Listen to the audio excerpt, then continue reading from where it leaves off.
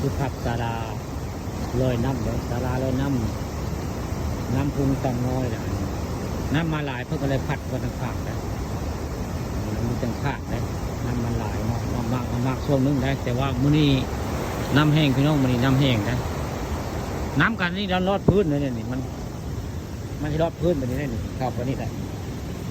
ลอดพื้นเนี่ยก็เข้าผู้ไปแล้วทำให้มันบันไดผู้พังกับลอดเขานี่แหละน้ำลอดกันนี่คือผู้ไปแล้วนี่คือภาพบรรยากาศน้ำพุ่งแห้งแล้วก็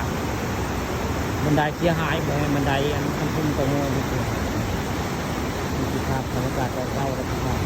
เราขับรถภาพบรรยากาศน้ำแห้งพี่น้องน้ำแห้งอยู่บริเวณผาน้ำน้นเตางอยหรือว่าพญาเตางอยถ้าขึ้นไปทางเทิงจะเป็นพญาเตางอยเลยนี่คือทางใต้พญาเตางอยเรามีเรือภาพบรรยากาศน้ำพุ่งแห้งแล้วก็บันไดคู่พังบันไดทางลงน้ำพุ่งได้คู่พังมาฮักลงมือได้นี่มาบันไดก็เห็นฮักมือได้มาแต่ละมือที่เป็นมือเก่าแต่ละมือวันนี้ฮักแห้งเนี่ยมือพังแห้งคือแห้งคู่พังเก่าได้มือ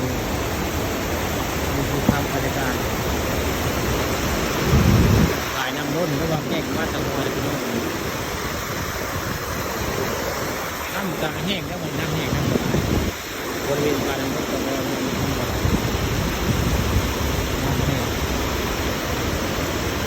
น้ำพุ่งใช้น้ำแบบนี้เลยใส่บรรยากาศเป็นตาตึ้งเฮเซมงมีลำพูแล้วคู่อยู่แล้วปลาประเภทปลาในปลาน้ำไหลคือปลาน้ำพุ่งหรือแค่ปลาไข่นาปลาเฮาและปลาน้ำไหลตลอดที่แท้เป็นน้ำปลาน้ำพุ่งก็เดี๋ยวเชื่อกับเมื่อกี้น้ำเยอะปลาตะวังไข่นา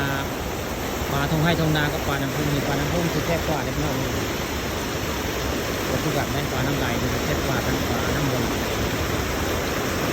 นี่คือภาพบรรยากาศ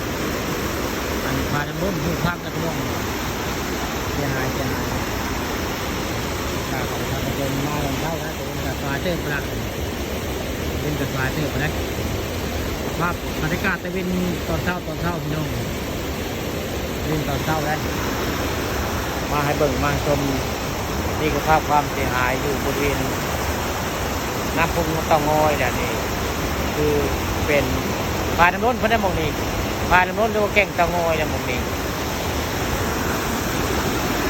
ภาพบรรยากาศความเสียหายของแก่งบัตรงอยหรือว่าน้ำพุงเตางอยมาให้เบิ่งมาให้ชมนี่คือภาพบรรยากาศตอนเช้าเขาเล่นสวยงามภาพเจ้ามาให้เบิ่งมาให้ชม